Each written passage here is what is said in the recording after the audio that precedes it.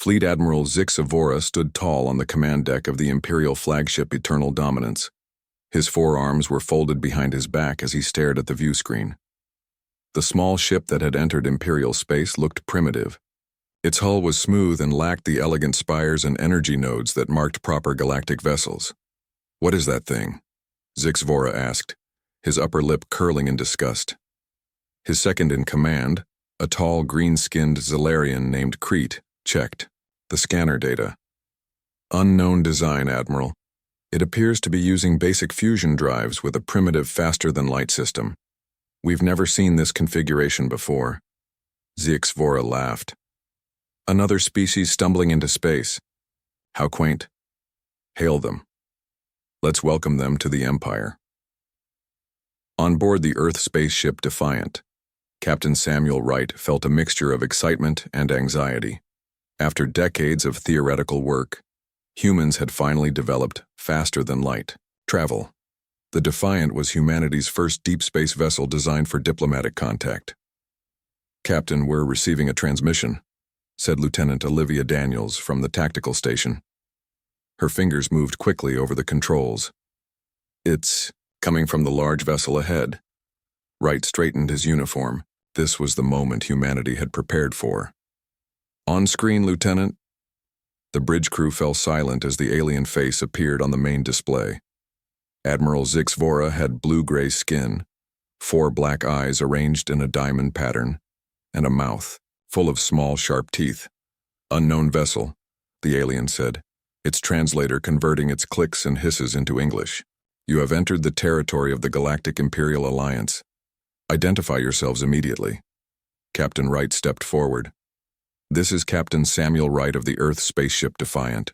We come in peace as representatives of humanity. We seek diplomatic relations with other intelligent species." Zixavora's eyes blinked in sequence. "Earth? Humanity? Your species is not in our records." He turned to speak to someone off-screen before facing Wright again. "Your vessel's technology is primitive. How did you achieve faster-than-light travel?" "We developed it independently," Wright replied. "Our scientists—" "Impossible," Zixavora interrupted. "No species develops warp technology without guidance. You must have stolen it." Dr. Alan Fisher, the ship's xenobiologist and first contact YO specialist, whispered to Wright, "Captain, I don't think this is going well." Wright nodded slightly.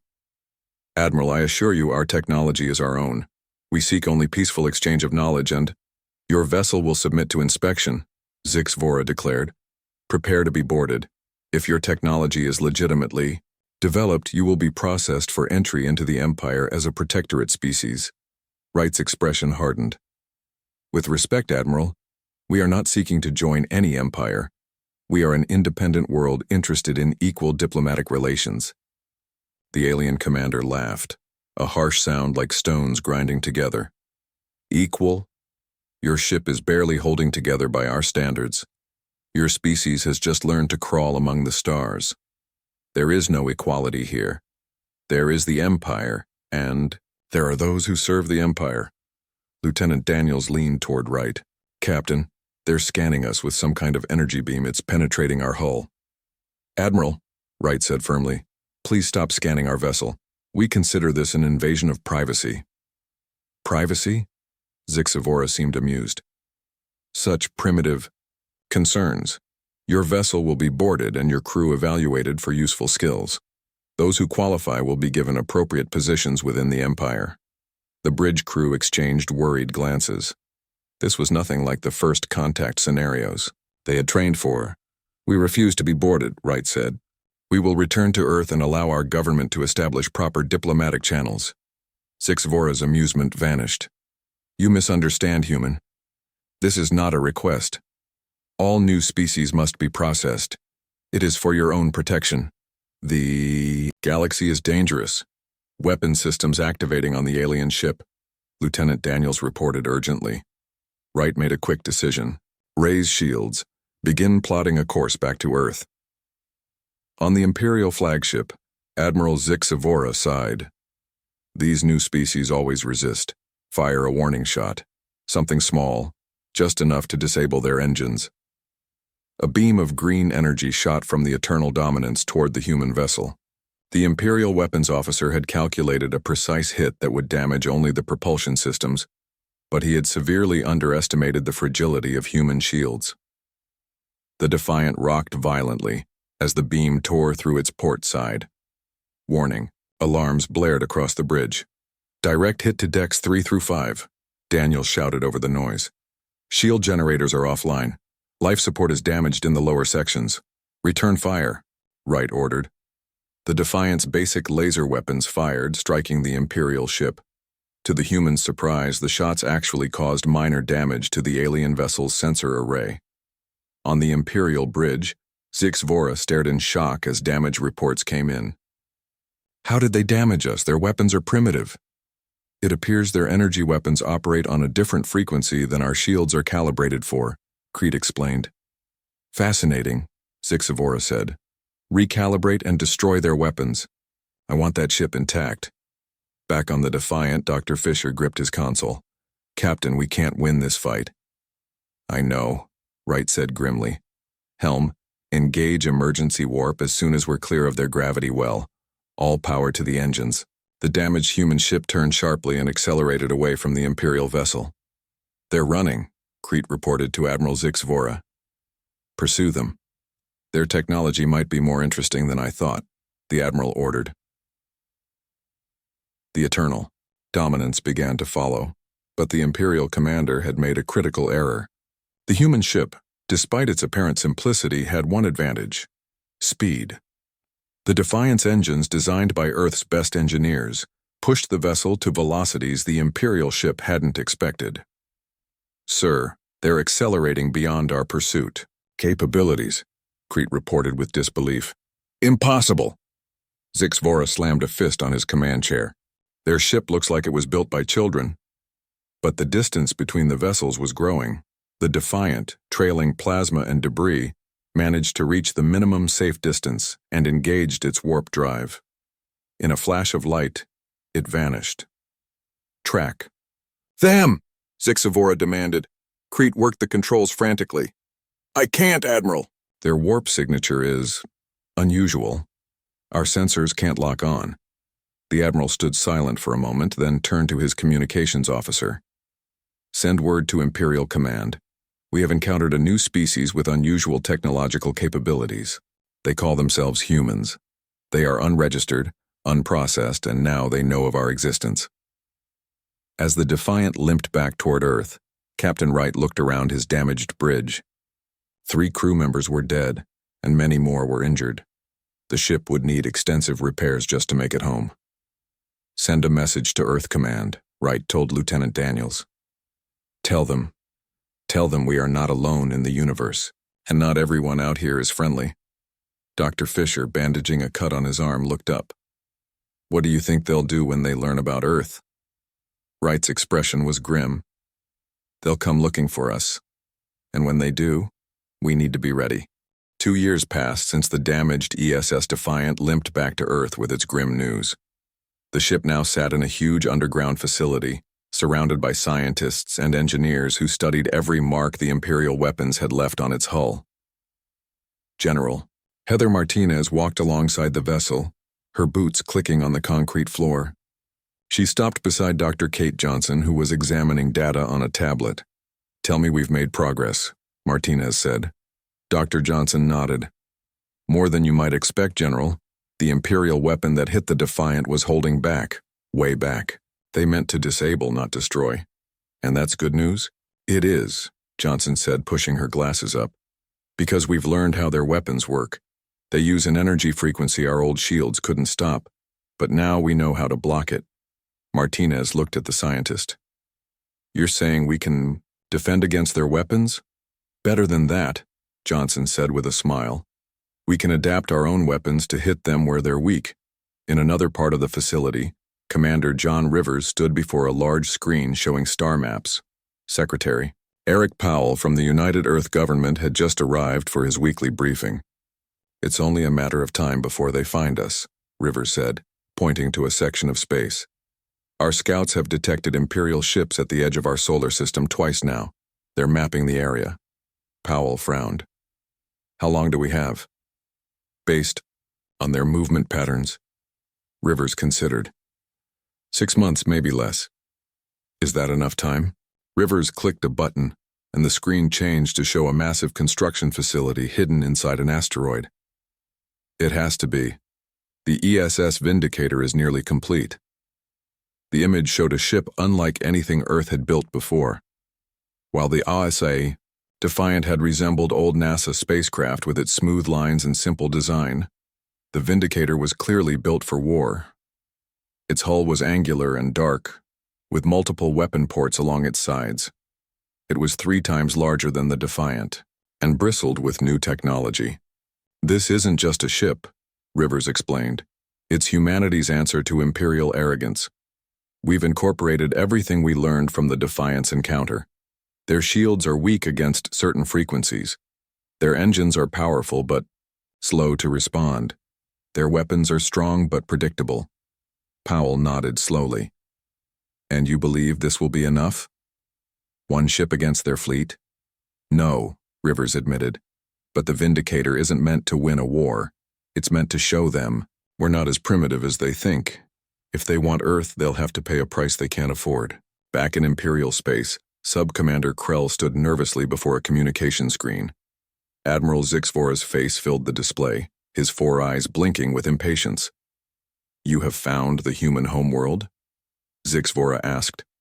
Yes, Admiral, Krell said. It is a blue-green planet in a simple solar system. Scans show approximately 8 billion life forms and basic technology. Their most advanced settlement appears to be on their moon, but it is small. 8 billion? Zixvora seemed surprised. A large population for such a primitive species. What defenses do they have? Krell checked his notes. Simple orbital satellites, a few armed space stations. Nothing that could stop even a small Imperial fleet. Good. The Council has granted permission for annexation. You will take 5 ships and secure this Earth. Offer the standard terms, surrender or limited orbital bombardment of military targets. Krell bowed slightly. It will be done, Admiral. When should we depart? Immediately. I want this matter settled quickly. These humans have unusual technology we need to study. On Earth, the pace of preparation increased. The United Earth government had diverted massive resources to space defense. Old conflicts between nations were set aside in the face of an external threat. Captain Lisa Reyes stood on the bridge of the ESS Vindicator for the first time. The ship hummed with power around her. The bridge was unlike that of the Defiant. It was larger with specialized stations for each function, and built with the lessons of the first encounter in mind. Systems check, she ordered. Lieutenant Gregory Barnes ran his hands over the weapons console. Weapons online. Pulse cannons at full charge. Missile systems ready. Communications ready, reported Officer Natalie Clark. All channels clear. Reyes tapped a button on her chair. Engineering status? Engines at full power, Captain, came the reply. The new drive system is performing beyond expectations. Reyes allowed herself a small smile. The Vindicator wasn't just a warship. It was the best of human innovation pushed to its limits. Engineers had studied the Imperial weapons signature and created shields specifically to counter it.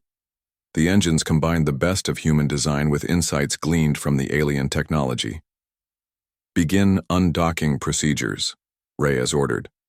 Set course for Mars orbit. The massive ship slowly pulled away from its construction bay inside the asteroid. Its dark hull reflected little light, making it difficult to see against the blackness of space. This was intentional. The Vindicator was designed to hide until the moment to strike.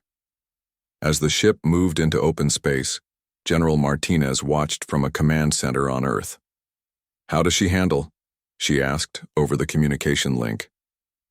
Like a dream, General, Reyes replied. Nothing like our simulators predicted. She's faster, more responsive. Good, because our long-range sensors have detected Imperial ships entering the solar system. 5 vessels approaching from the outer planets. Reyes tensed. Sooner than we expected. Yes, Martinez agreed. Take position behind Mars as planned. Let them come to Earth. Let them think we're defenseless.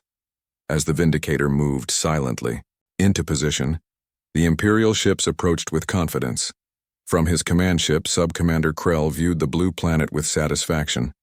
"Begin transmission," he ordered. Across Earth, all communications devices suddenly broadcast the same message. Krell's alien face appeared on screens worldwide. "People of Earth," he announced, "I am Sub-Commander Krell of the Galactic Imperial Alliance. Your planet is now under Imperial protection. Surrender your governments to Imperial authority, and you will be welcomed as a protectorate species. Resist, and we will be forced to demonstrate our power.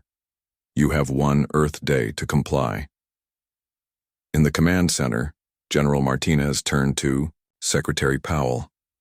"Right on schedule." Powell nodded grimly. "And now we see if our gamble pays off." Behind Mars, the ESS Vindicator waited in silence, its systems running at minimal power to avoid detection. Captain Reyes looked at her crew, each person tense but ready. "This is what we trained for," she said quietly. "No matter what happens next, we show them that humans aren't to be underestimated." The Imperial ships moved into Earth orbit, their sensors scanning the planet but missing the warship hiding behind the red planet. Their arrogance would be their undoing. They expected surrender from a primitive species. They would find something else entirely. Sub-Commander Krell stood proudly on the bridge of his command ship. His 5 vessels hung in Earth orbit like giant predators surrounding helpless prey. The view screen showed the blue planet turning slowly beneath them. "Any response to our demands?" Krell asked. His communications officer checked the readings. "Nothing official, sir. We detect many transmissions between their nations, but no unified message to us." Krell smiled, showing his pointed teeth. "They scramble in fear, typical of primitive species when faced with superior technology." The weapons officer approached. "Sir, should we prepare a demonstration? Perhaps destroy one of their orbital satellites?" "Not yet," Krell said. "The protocol gives them 1 planetary rotation to respond. We will be patient. It makes the victory more satisfying." Behind Mars, Captain Lisa Reyes and her crew on the ESS Vindicator watched the Imperial ships through their advanced sensors. Lieutenant Gregory Barnes studied the weapons data with growing excitement. "Captain, their shield configurations are exactly what we predicted," Barnes reported. "The energy patterns match what hit the Defiant." Reyes nodded. "And our countermeasures? Ready to deploy. The pulse cannons are calibrated to the frequency their shields can't block." Communications Officer Natalie Clark looked up from her station.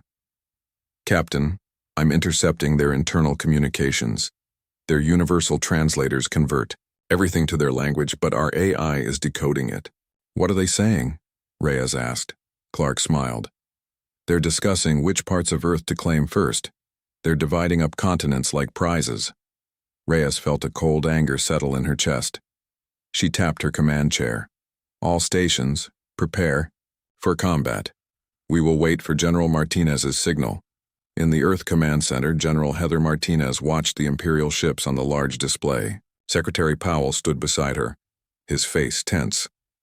"The Security Council has made their decision," Powell said. "Earth will not surrender."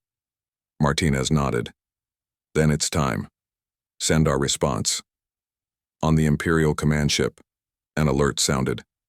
The communications officer turned to Krell. "Sir, we're receiving a transmission from the planet."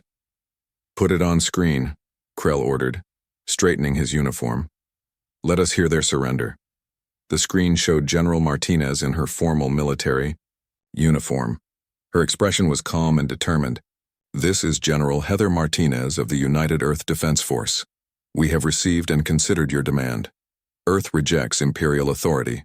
We are not interested in becoming a protectorate. We propose peaceful relations between equals." Instead, Krell laughed loudly. The other officers on the bridge joined in. "Equals? Your species has barely left its own planet. What makes you think you can stand against the Empire?" Martinez's expression didn't change. "We are not as primitive as you believe, Sub-Commander. We recommend you withdraw your forces." Krell's amusement turned to anger. "You dare threaten the Imperial fleet? Perhaps you need a demonstration of our power." He turned to his weapons officer. Target their largest military base. Low-yield plasma burst, just enough to show them our capabilities. Yes, sir, the weapons officer replied, fingers moving over the controls. Martinez spoke again. If you fire on our planet, we will respond. This is your only warning. Your warning is noted and dismissed, Krell said. Fire when ready. The largest Imperial ship's weapons began to glow with green energy, but before they could release their attack, sensors across all 5 ships suddenly blared with alerts. Sir, the Imperial sensor operator shouted. Something is approaching from behind the 4th planet. Show me, Krell demanded. The screen changed to show a dark, angular ship emerging from behind Mars. It moved with surprising speed, heading directly toward the Imperial fleet. What is that? Krell asked, leaning forward. It appears to be a human vessel, the sensor operator said, confusion in his voice. But much larger than the scout we encountered before. Krell laughed again, but with less confidence. 1 ship against 5? They are braver than they are wise. Redirect weapons, destroy this annoyance. On the Vindicator, Captain Reyes watched the Imperial ships turn toward them. They've spotted us. All stations, battle positions, shields at maximum. They're charging weapons, Barnes reported. Hold course, Reyes ordered. Let them fire first. The Imperial ships released a barrage of green energy beams.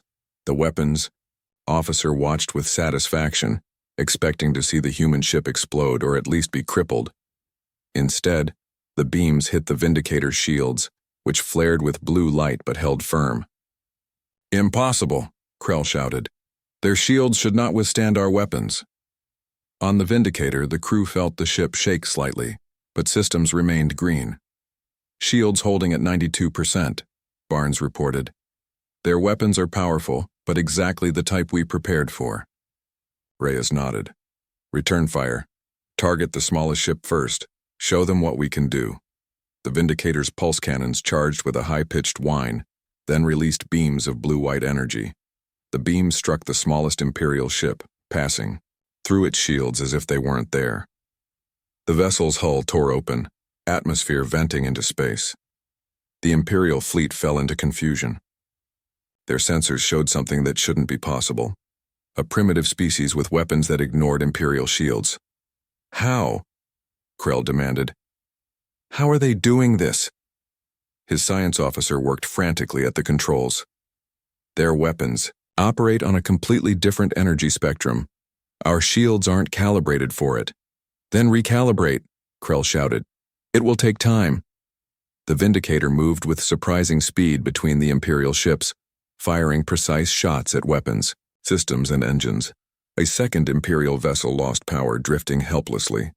Krell gripped his command chair. All ships concentrate fire on the human vessel. The remaining Imperial ships surrounded the Vindicator, firing continuously. The human ship's shields glowed brightly under the assault but continued to hold. Shields at 60%, Barnes reported. We can't take this forever, Captain. We don't need to, Reyes replied. Execute Maneuver Delta. The Vindicator suddenly accelerated, moving faster than the Imperial ships could track. It positioned itself behind Krell's command ship and fired directly at its engines. Krell's bridge shook violently. Consoles exploded in showers of sparks. Report, he shouted. Engine core damaged. His engineer responded. We're losing power. Sir, the communications officer called out. The other ships are requesting orders. Should they continue fighting or retreat? Krell stared at the screen, watching as the human ship maneuvered with impossible agility, avoiding Imperial weapons while landing precise hits on their vital systems. This was not the primitive species they had expected.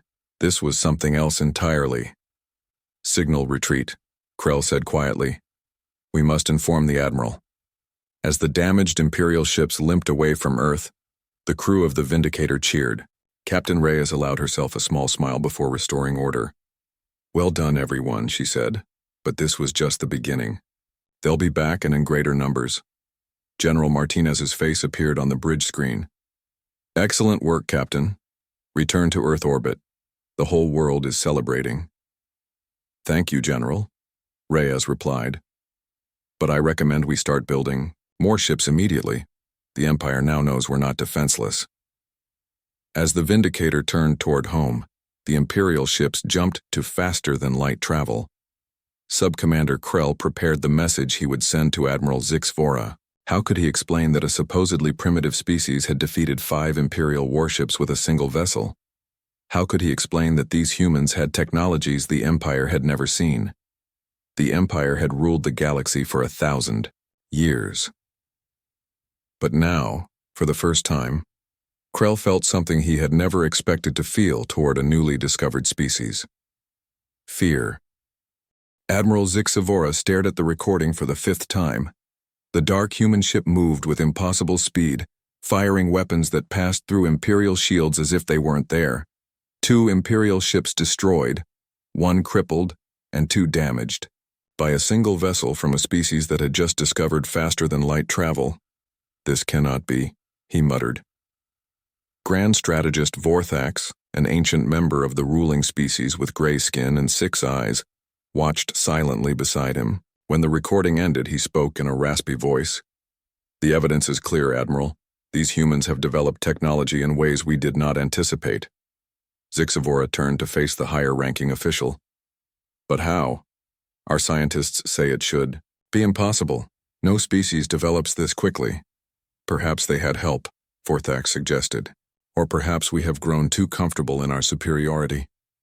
The Admiral pounded his fist on the table. I want answers, and I want these humans contained before they become a larger problem. In a large underground chamber on Earth, government and military leaders gathered around a circular table. At the center stood Admiral Michelle Foster, recently promoted to lead Earth's growing space fleet. The Imperial ships have retreated beyond our solar system, she reported. But our long-range probes detect increased activity in nearby sectors. They're gathering a larger force. Secretary Powell nodded gravely. How long do we have? Our best estimate is 3 months, Foster replied. Maybe less. Engineer Brandon Phillips stepped forward. He was young for his position, but his brilliance had been key to developing Earth's new technologies. The good news is that the Vindicator performed even better than expected, Phillips said. The bad news is that 1 ship won't be enough against a full Imperial fleet. How many can we build in 3 months? General Martinez asked. Phillips projected a hologram showing 3 ships of different designs. We've already begun construction on these. The Vanguard, built for speed and reconnaissance. The Valiant, designed for close combat with improved shields. And the Vengeance, our heavy weapons platform. 3 more ships, Powell said. Against how many Imperial vessels? Foster's expression was grim. Based on the communications we intercepted, at least 30. The room fell silent. Even with their technological advantages, 4 ships against 30 seemed impossible odds. There's something else, said a new voice. Diplomat Richard Coleman entered the room, carrying a datapad. Coleman had been working with alien communication specialists to learn more about the Empire. We've been contacted by representatives from 3 different species within the Empire, Coleman explained. They've been watching what happened here. They want to help. Martinez leaned forward. Why would they help us against their own empire? Coleman displayed images of 3 very different alien species. Because they're not willing members of the Empire. They were conquered, just as the Empire tried to conquer us. They've been looking for an opportunity to break free. On the Imperial capital world, the ruling council gathered in an enormous chamber. 13 different alien species were represented, all part of the original alliance that had formed the Empire thousands of years ago. This human problem must be addressed immediately, said Councillor Drex, a massive insectoid being. They have already destroyed Imperial ships. After we fired on them, pointed out another councillor, a small floating creature with tentacles. Perhaps negotiation would be wiser. Admiral Zix Vora stood before them. Negotiations with primitive species only delay the inevitable. They must be shown their place. Grand Strategist Vorthax raised a hand for silence. The humans display unusual characteristics. Their ship designs are unlike anything in our records. They developed specific countermeasures to our weapons in a remarkably short time. This suggests a dangerous level of adaptability. All the more reason to crush them quickly, Zix Vora insisted. Vorthax fixed all 6 of his eyes on the Admiral. Is that not what Sub-Commander Krell attempted? With poor results? The council chamber filled with angry shouts and arguments. Finally, Vorthax spoke again. I propose a compromise.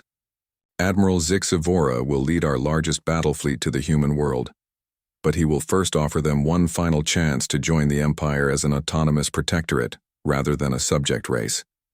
This is more generous than our usual terms. The Council voted and approved the plan. Zix Vora bowed, hiding his satisfaction. He would have his revenge on these upstart humans. Back on Earth, the construction of new warships continued day and night. The Vanguard was already complete, a sleek vessel built for speed. The Valiant and Vengeance were nearly finished. Admiral Foster stood with Engineer Phillips in the asteroid base, watching as workers applied the final armor plates to the Vengeance. Will they be enough? Foster asked quietly. Phillips didn't answer immediately. The ships, yes. They incorporate everything. We learned from the first battle. But crews take time to train, and time is what we don't have. Foster nodded. We'll need to be smarter, not just stronger. On the bridge of the ESS Valiant, Captain Sofia Rodriguez inspected her new command. The ship was similar to the Vindicator, but with significant improvements to its shield systems. What do you think, Lieutenant? She asked the young officer beside her. Lieutenant Daniel Grant studied the weapons console. He was younger than most officers, but had shown remarkable tactical insight during simulations. The Empire will adapt to our previous strategies, Grant said. They'll modify their shields and weapons based on what they learned in the first battle. So we need new strategies, Rodriguez concluded. Grant nodded. I've been working on something I call the solar flare maneuver. It uses our shields to create an energy wave that could disrupt multiple enemy ships at once. Risky? Very, Grant admitted. But if it works, it could even the odds. In deep space, representatives from Earth met with aliens from worlds under Imperial control. 3 species had sent small ships to a secret location, the Viridians, a plant-like species with advanced biological technology. The Krell, reptilian engineers whose ships were marvels of efficiency, and the Zorathi, energy beings who understood Imperial systems better than anyone. Diplomat Coleman led the Earth delegation. We share a common goal, he told the gathered. Aliens. Freedom from Imperial control. The Viridian representative, a tall being with bark-like skin and leaf-like hair, spoke in a musical voice. For centuries we have endured Imperial rule. When we saw your small fleet defeat their ships, we knew the time had come. We don't have much time, Coleman said. The Empire is gathering a massive fleet. We know, said the Zorathi representative, a swirling mist of blue energy in a containment suit. Our spies report Admiral Zix Vora himself will lead 35 warships to Earth. They depart in 7 days. Coleman looked grim. We have 4 ships. The reptilian Krell representative clicked its teeth. You have allies now. We each bring 3 ships to your cause. Together with your unusual technology, we stand a chance. As the diplomatic talks continued, Earth's fleet prepared for war. The Empire was coming in force, but this time, humanity would not stand alone.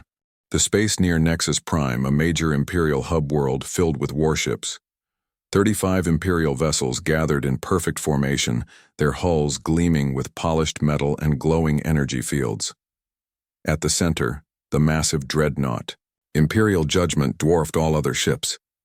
On its bridge, Supreme Admiral Threxcon surveyed his fleet with satisfaction. Threxcon was taller than most Imperial officers, with deep blue skin and 6 eyes arranged in a circle around his head. He had commanded fleets for over a century and never lost a significant battle. The largest fleet mobilization in 50 years, he said to Admiral Zix Vora, who stood nearby. All to deal with one primitive planet. Zix Vora looked uncomfortable. The humans are more dangerous than they appear, Supreme Admiral. Their technology is unusual. Threxcon made a dismissive gesture. So I have heard. One lucky victory against an unprepared commander does not impress me. We are ready for their tricks now. The communications officer interrupted. Supreme Admiral, all ships report ready for jump to the human system. Excellent, Threxcon said. Begin the jump sequence. One by one, the Imperial ships vanished into faster-than-light travel. In Earth's orbit, a much smaller fleet waited. 4 human ships formed the core: the veteran Vindicator, the swift Vanguard, the sturdy Valiant, and the heavily armed Vengeance. Alongside them were 9 alien vessels, 3 each from the Viridians, the Krell, and the Zarathi. Admiral Jason Winters stood on the bridge of the ESS Thunderbolt, Earth's newest and largest warship. Completed just days earlier, it had yet to be fully tested. Status report, Winters called. All Earth ships report ready, his executive officer replied. Allied vessels are in position. Captain Sofia Rodriguez's face appeared on a communication screen. The Valiant under her command would lead the first attack group. Admiral, long-range sensors detect multiple FTL signatures approaching. The Imperial fleet is arriving. Winters nodded. All ships, battle formations. Remember the plan. Lieutenant Daniel Grant stood at the tactical station on the Valiant. Captain, the first wave of Imperial ships is dropping out of FTL.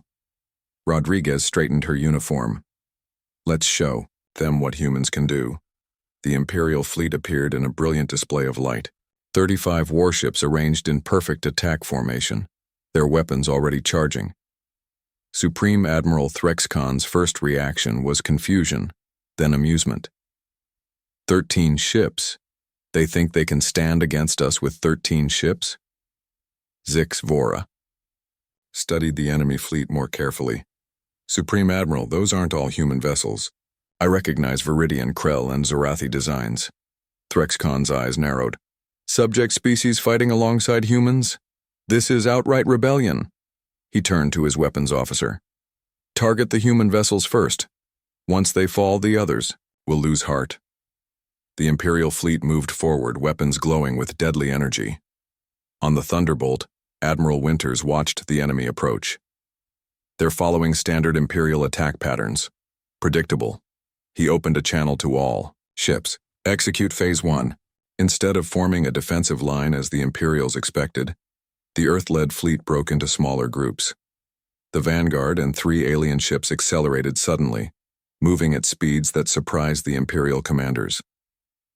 They're faster than our reports indicated, Zixavora said with concern. The small, swift ships darted between the Imperial formation, firing precise shots at communication arrays and sensor systems. They didn't try to destroy the ships, only to blind them. Minor damage, an Imperial officer reported. But they're disrupting our fleet communications.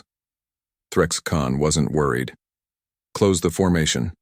Concentrate fire on the largest human vessel. The Imperial ships turned their massive weapons toward the Thunderbolt. Green energy beams lanced across space, only to be absorbed by the ship's shields, which glowed with a blue light. Their shields are holding, Zixavora exclaimed. On the Thunderbolt, the crew felt the ship shake under the barrage. Shields at 82% and stable, an officer reported. Winters nodded. They've committed to their attack. Execute Phase 2. The Valiant and Vindicator, accompanied by several alien vessels, moved into position behind the Imperial fleet. Captain Rodriguez looked to Lieutenant Grant. Your moment, Lieutenant. Begin the solar flare maneuver. Grant's fingers flew over his console, reconfiguring shield generators, charging pulse systems. The Valiant's shields began to pulse with increasing brightness. Energy built up around the ship in waves, growing stronger with each pulse. Energy at maximum, Grant reported. Releasing now. The accumulated energy burst outward in a massive wave, washing over the rear section of the Imperial fleet. As it passed through each ship, their systems flickered and failed. Engines shut down, weapons lost power, and shields collapsed. What just happened? Threxcon demanded, as the lights on his own ship dimmed momentarily. Some kind of electromagnetic pulse, an officer replied. 7 ships have lost power completely, 12 others reporting partial systems failure. Before the Imperial fleet could recover, the Vengeance moved into firing position. Unlike the other Earth ships, it carried massive railguns that fired physical projectiles, a technology the Empire had abandoned centuries ago in favor of energy weapons. Without shields, the Imperial ships had no defense against the hypervelocity rounds that tore through their hulls. 3 more ships were crippled in the first volley. Threxcon watched in disbelief as his perfect formation fell into chaos. Impossible! How can primitive humans do this? They're not primitive, Zixvora said quietly. We were wrong about them. The battle raged for another hour. The Imperial fleet, still outnumbering their opponents, fought fiercely. But the combined Earth-alien forces used tactics the Empire had never seen, exploiting weaknesses in Imperial technology that no one had discovered in centuries. Finally, the Thunderbolt moved directly toward the Imperial flagship.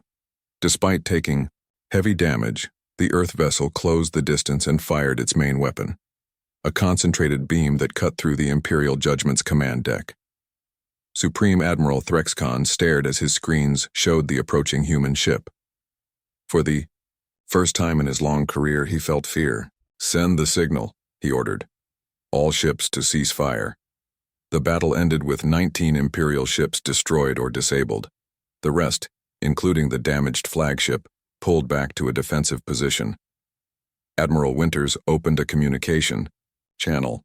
"Imperial flagship, this is Admiral Jason Winters of Earth. Your fleet is defeated. We offer terms." On his damaged bridge, Threxcon swallowed his pride. "What terms?" "The Empire will recognize Earth and its allied worlds as independent territories. No further attempts at conquest. In return, we will not push further into Imperial space." Threxcon looked at the ruin of his fleet, the greatest armada in half a century, defeated by 13 ships led by a species that barely had space travel. "I accept your terms, human," he said. "The Empire will recognize your independence." As the Imperial ships retreated, celebrations erupted across Earth and the allied alien worlds. For the first time in thousands of years, someone had successfully stood against the Empire. Admiral Winters stood on the observation deck of the Thunderbolt, looking out at the stars. Captain Rodriguez joined him. "What happens now?" she asked. Winters smiled. "Now we build, we explore, we make sure the Empire keeps its word. And if they don't, then they'll discover that today they only saw a fraction of what humanity is capable." Far away in the Imperial capital, news of the defeat spread. For the first time, citizens began to question the Empire's power, and across the galaxy, other subjugated species looked to Earth with hope. The humans had done the impossible. They had shown that the Empire could be beaten, and the galaxy would never be the same again.